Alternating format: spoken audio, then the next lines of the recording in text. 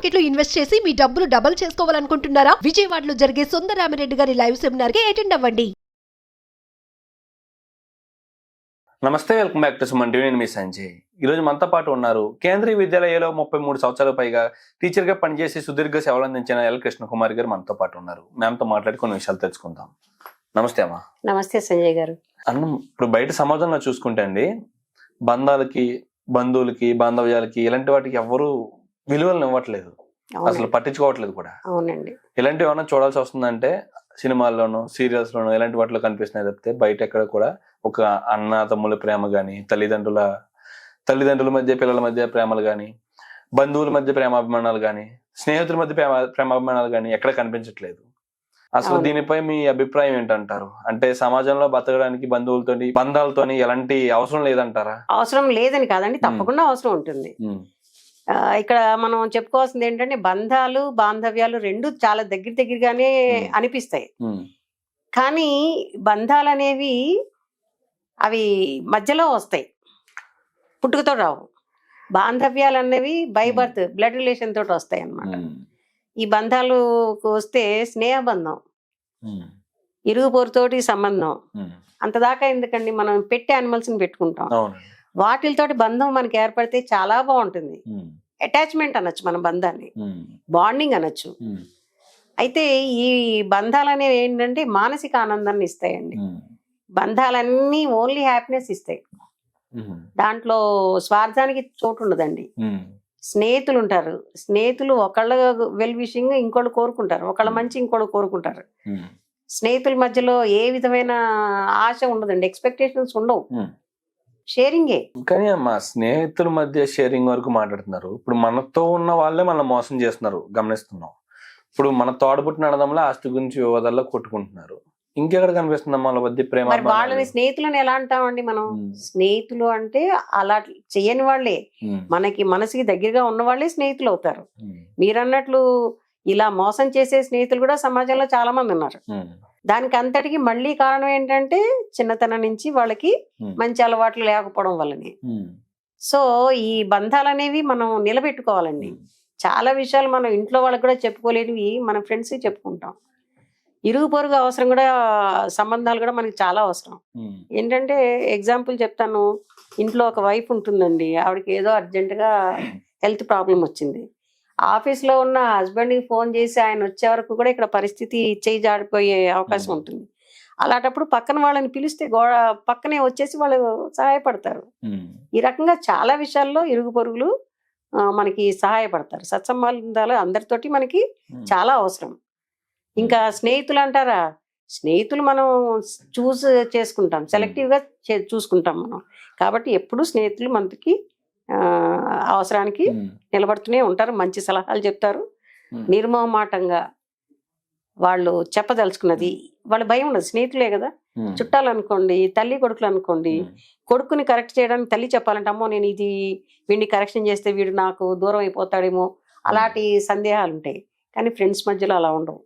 మంచి చెడు చెప్పి హెల్ప్ చేసేది స్నేహితులే.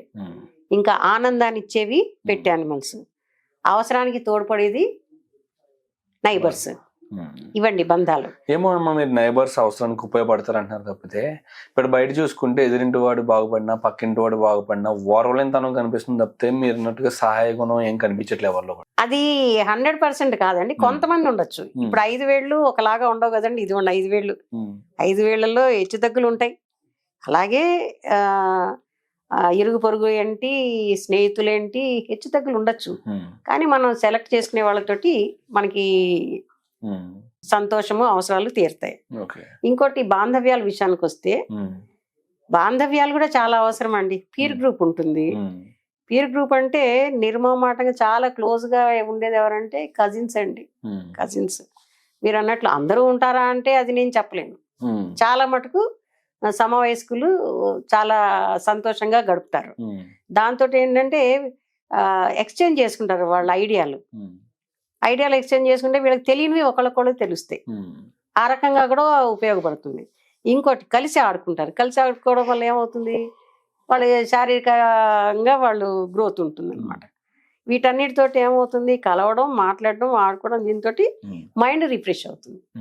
మైండ్ రిఫ్రెష్ అయితే ఏమవుతుంది, ఆటోమేటిక్గా వాళ్ళు చేసే పని మీద కానీ చదువు మీద కానీ శ్రద్ధ పెరిగి వాళ్ళు మంచి గోల్స్ రీచ్ అవ్వగలుగుతారు. కాబట్టి బాంధవ్యాలు కూడా చాలా అవసరమే. ఇంకపోతే మీరు అనొచ్చు, ఈ బాంధవ్యాలు ఎలా నిలబెట్టుకోవాలి అనే క్వశ్చన్ మనకి వస్తే మటుకు పెళ్ళిళ్ళు ఉంటాయి, ఫంక్షన్స్ ఉంటాయి. జనరల్గా ఏంటంటే పిల్లలు ఇష్టపడరు. టీనేజ్ వరకు పిల్లలు చుట్టాలిళ్ళకి వెళ్ళడానికి ఇష్టపడతారండి. ఒక్కసారి వాళ్ళు 12 years రాసే టీనేజ్ లోకి వచ్చారనుకోండి, వాళ్ళకి వాళ్ళ రూము వాళ్ళ ఫోను ఉంటే చాలు, బయట ప్రపంచంతో సంబంధం లేదు, రామంటారు. అలా కాకుండా వాళ్ళని నచ్చచెప్పి తీసుకుపెడితే, ఆహా వీళ్ళు మన చుట్టాలా. ఇంకోటి, అందరి చుట్టాలు ఈక్వల్ గా ఉండాల్సిన అవసరం లేదండి. కొంతమంది రిచ్ గా ఉండొచ్చు, కొంతమంది పూర్ గా ఉండొచ్చు. అప్పుడు చెప్పచ్చు, అమ్మా వీళ్ళు మన వాళ్ళు, వీళ్ళకి మనం సహాయం చేయాలి, ఈ చిన్నప్పుడు మనందరం కలిసి మెలిసి మేము ఉండేవాళ్ళం, ఇలా చెప్పుకుంటే వాళ్ళలో వాల్యూస్ అనేవి పెరుగుతాయి అన్నమాట. నాకు ఇప్పుడు మధ్య సమాజంలో చూసుకుంటే వాల్యూస్ కన్నా అమ్మా ఈ బంధువుల మధ్య డబ్బు, అంటే ఎవరికి ఇన్ని ఆస్తులు ఉన్నాయి, ఎవరెంత పెద్ద హోదాలో ఉన్నారు, ఎవరికి ఎంత సమాజంలో గౌరవం, ఇవి చూసుకుని బంధాలు కలుపుకుంటున్నారు తప్పితే ఈడు నా బ్లడ్ రిలేషన్, ఈడు నా చిన్నాన్న కొడుకు, లేకపోతే తను నా చిన్నాన్న వాళ్ళ కూతురు నాకు చెల్లి అవుతుంది, ఇలాంటి బంధాలు ఎక్కడ కనిపించట్లేదమ్మా. ఇక్కడ బంధువులకి బంధాల కన్నా ఎక్కువ వాల్యూ మనీకి ఇస్తున్నారు. అవునండి, అది కరెక్ట్ అని అంటారా? మీరు అన్నది కొంత మటుకు ఈ రోజుల్లో చూస్తున్నాము, కొంత మటుకు చూస్తున్నాము, 70% వరకు చూస్తున్నాం మేబీ. కానీ ఇంకా బంధుత్వాలకి బాంధవ్యాలకి విలువనిచ్చే వాళ్ళు ఉన్నారండి. ఎలా అంటారా, ఒక ఐఏఎస్ ఆఫీసర్ ఉంటాడండి, ఐఏఎస్ ఆఫీసర్ కి మేనత్తులు గాని మేనమావులు గాని ఉంటే వాడిని ఏరా నాయనా బాగున్నావా అని అంటారు. సార్ బాగున్నారా అని అనలేరు కదా, అనలేరు.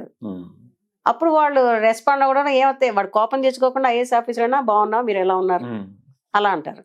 ఈ మనీ అన్నది అన్ని చోట్ల కౌంట్ అవ్వదండి. అంటే మీరు అవదంటున్నారు కరెక్టే. ఇక్కడ ఏం కనిపిస్తుంది అంటే, ఒక మనిషికి డబ్బు అవసరం అవుతుంది, ఒక మనిషికి సలహా అవసరం అవుతుంది, ఒక మనిషికి ఇంకొక మనిషి పరపతి అవసరం అవుతుంది, ఒక అధికారంలో ఉన్న వ్యక్తి చెయ్యొద్దు నుంచి అవసరం ఏర్పడుతుంది. కానీ ఒక సామాన్య బంధం ఉన్న వ్యక్తి, ఒక అన్నయ్యో తమ్ముడు వరుస అయ్యే వ్యక్తి, తన దగ్గర డబ్బు లేకపోతే తనతో అవసరం ఏం పడుతుందన్న ఆలోచన వస్తుంది ప్రతి ఒక్కరికి. అంటే ఎలాంటి అవసరం పడదు అంటారా అలాంటి వ్యక్తులు? లేదండి, తప్పనిసరిగా ప్రతి వాళ్ళకి ఎదుటి వాళ్ళతో అవసరం అన్నది తప్పనిసరిగా పడుతుంది. ఎలాంటి పరిస్థితుల్లో పడచ్చు అంటారు? ఎలాంటి పరిస్థితుల్లో అంటే, ఒకటి మెడికల్ పరంగా పడుతుందండి, ఇంకొకటి ఒంటరితనంగా పడుతుంది. ఒంటరి వాళ్ళు అయిపోతారు, డబ్బులు చాలా ఉంటాయి, పెద్దవాళ్ళు అవుతారు, అందరం పెద్దవాళ్ళం అవుతాం. డబ్బులు మనకి హెల్ప్ చేయవండి, తోటి వాళ్ళు మన బంధువులు కొంతమంది అట్లీస్ట్ సహాయపడతారు. ఇంకోటి ఏంటంటే, వీటన్నిటికీ మనసు అనేది ముఖ్యం అండి. మనసున్న వాళ్ళు ఏంటంటే, డబ్బులు ఉన్నా లేకపోయినా మనసున్న మనుషులు వేరే వాళ్ళకి చుట్టాలకు కానీ హెల్ప్ చేస్తారు. ఇంకోటి, అందరికీ హెల్ప్ చేయాలని లేదండి. ఒక కుటుంబంలో 9 మంది పిల్లలు ఉంటారనుకోండి, ఒకళ్ళో ఇద్దరు మిగతా అందరికీ హెల్ప్ చేస్తారు, అందరికీ హెల్ప్ చేయరు.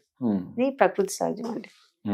కాబట్టి మనం వీలైనంత మటుకు మంచి మార్గంలోనే వెళ్ళి మనం హెల్ప్ చేస్తుంటే అవతల వాళ్ళు కూడా రెస్పాండ్ అవుతారు, తప్పనిసరిగా రెస్పాండ్ అవుతారు. ఒకప్పుడమ్మా నేను ఒక పల్లెటూరులో పుట్టినవాడినే. ఒక పల్లెటూరులో చూసుకుంటే ఎలా ఉండేదంటే, ఒకప్పుడు ధోరణి అందరూ రైతులు ఎక్కువ ఉండేవారు, లేకపోతే ఏదన్నా వ్యాపారం చేసేవాళ్ళు. పక్కింటి వాళ్ళు ఎదురింటి వాళ్ళు ఎలా ఉండేదంటే, ఒక రైతు కుటుంబ వ్యక్తి అంటే ఒక రైతు ఏ విధంగా ఉండేదంటే, పొలం వెళ్ళి వచ్చారంటే అక్కడ కాసిన పళ్ళు గాని ఫలాలు గాని కూరగాయలు గాని పంచిపెట్టుకునేవాడు. అటువైపు వాళ్ళు ఎవరన్నా పండిస్తే అవి పంచిపెట్టేవారు, అటువైపు వాళ్ళకి ఏమన్నా గేదెలు పాడే ఇలాంటిది ఏమైనా ఉంటే పాలు ఇచ్చేవారు, లేకపోతే ఇలాంటి పంచుకునేవారు. ఒక రిలేషన్ అనేది ఉండేది. అవునండి, ఇప్పుడు అసలు రిలేషన్ అనేది లేదు, అవసరపడితే డబ్బు మాత్రం అవసరపడుతుంది. అవునండి, మీరు అన్నది సరిగ్గా 100% కరెక్ట్ అండి. ఎందుకంటే నేను కూడా విలేజ్ బ్యాక్గ్రౌండ్ ఉంది నాకు, మా ఇంట్లో గేదెలు అవి ఉండేవి. కానీ కొంతమంది ఆ రోజుల్లో కూడా ఫైనాన్షియల్ గా వీక్ గా ఉన్న వాళ్ళు ఉండేవాళ్ళు. మేము వాళ్ళకి ఫ్రీగానే మజ్జిగ పాలు ఇచ్చేవాళ్ళం. ఇంకా మా హస్బెండ్ మెడికల్ డిపార్ట్మెంట్ లో చేసేవారండి. అంటే నేను అడిగేది ఏంటంటే, ఒకప్పుడు అలాంటి అంటే మనిషికి మనిషి అవసరం కాకపోయినా ఒక ప్రేమ మండలం అనేది కురిపించుకునేవారు. ఇప్పుడంటే అవసరం అనేది ఏర్పడుతుంది మనుషుల మధ్య, అది కూడా డబ్బు ఒకటే కారణం అవుతుంది. వీళ్ళు ఎవరన్నా సంథింగ్ పక్కింటి వాళ్ళతో అవసరం లేదా, ఎదురింటి వాడే కదా మాట్లాడచ్చు కదా అని ఎవరన్నా మంచి మాటలు చెప్పినా సరే, వాళ్ళతో అవసరం నాకే ఉంది, అవసరం అయితే ఇంట్లో పని మనిషిని పెట్టుకుంటా, అంతగా అయితే కాపలకు ఒక కుక్కను పెట్టుకుంటా అంతగా ఇంటికి ఏమన్నా Security దొంగలు alarm పెట్టుకుంటాను. సెక్యూరిటీ అలారం పెట్టుకుంటా, చుట్టూ అవును. ఫెన్సింగ్ పెట్టుకుంటా, ఆ. ఇంత సెక్యూరిటీ ఏర్పరచుకుంటా, ఉమ్, ఇంట్లో సలహాలు ఇవ్వడానికి కూడా ఒక మనిషిని పెట్టుకుంటా.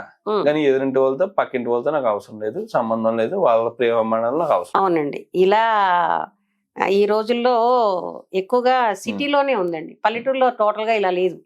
ఇప్పటికి కూడా పల్లెటూళ్ళలో ఆ మనుషుల మధ్యలో ఆత్మీయత ఇలాంటివి అనుబంధాలు అనేవి కంటిన్యూ అవుతున్నాయండి ఇప్పటికీ కూడా. ఉమ్. సిటీలోనే ఈ రకమైన మాకెందుకు వేరే వాళ్ళతో సంబంధం లేదు అన్నట్లుగా ఉమ్. ఉంటున్నారు. అంటే ఎగ్జాక్ట్లీ నేను అడిగేది అదే అండి. అంటే వాళ్ళతో మనకు అవసరం లేదంటారా, సంబంధం అవసరం లేదంటారా, ఉందండి, డబ్బు పరంగా తప్పకుండా తప్పితే? ఉంటుందండి, ఉమ్. తప్పకుండా ఉంటుంది. ఎందుకంటే ఎంతసేపు డబ్బు డబ్బు డబ్బునే కాదు, ఉమ్. ఆ మైండ్ కి ఎప్పుడో ఒకప్పుడు స్టాగ్నెంట్ స్టేజ్ కి వస్తుందండి. ఉమ్. అప్పుడు మనుషులు కావాలనిపిస్తారు. ఉమ్. వీళ్ళు ఎప్పుడైతే ఒకళ్ళు ఉండడానికి అలవాటు పడ్డారో, మనం పిలవగానే అలారం కాదు కదండి చుట్టాలు వచ్చి వాలిపోవడానికి. ఉమ్. ఆ రిలేషన్ కంటిన్యూషన్ ఉండాలి. ఉమ్. ఫ్రెండ్స్ కానివ్వండి, చుట్టాలు కానివ్వండి, ఎవరైనా సరే కంటిన్యూషన్ ఉండాలి. ఇచ్చిపుచ్చుకోవడాలు ఉండాలి, అభిమానం అనుకోండి, ప్రేమ అనుకోండి. ఉమ్. డబ్బు ఇక్కడ ఇంపార్టెంట్ ఉండదండి. ఉమ్. డబ్బు అన్ని చోట్ల పనికిరాదు. ఆ ప్రేమ ఆప్యాయతలు అన్నవి అవి కంటిన్యూషన్. ఇప్పుడు సుధామ కృష్ణుడు ఉన్నాడండి, ఉమ్. కృష్ణుడికి అటుకులు పెట్టాడు సుధాముడు. ఉమ్. కృష్ణుడు ఎక్కడ, అటుకులు ఎక్కడ? ఉమ్. అక్కడ ఏంటి కౌంట్ అయింది? స్నేహం, ప్రేమ. ప్రేమ. అలాగే ఈ బాంధవ్యాల్లో కూడా ఏంటంటే అవి చిన్నప్పటి నుంచి వీలైనప్పుడల్లా మనం డెవలప్ చేసుకుంటూ ఉంటే తప్పనిసరిగా ఒకళ్ళకొళ్ళు తోడు నీడగా ఉండి కలిసిమెలిసి వాళ్ళ లైఫ్ హ్యాపీగా లీడ్ చేయొచ్చండి. Absolutely. అది దానికి ఏంటండి మళ్ళీ ఇదంతా కూడా కుటుంబ నేపథ్యంలో నుంచే రావాలి. ఉమ్. ఇప్పుడు స్కూల్ మళ్ళీ నేను టీచర్ కనుక మీరు అడగచ్చు, మీరు ఏం చేస్తారు అని. ఉమ్.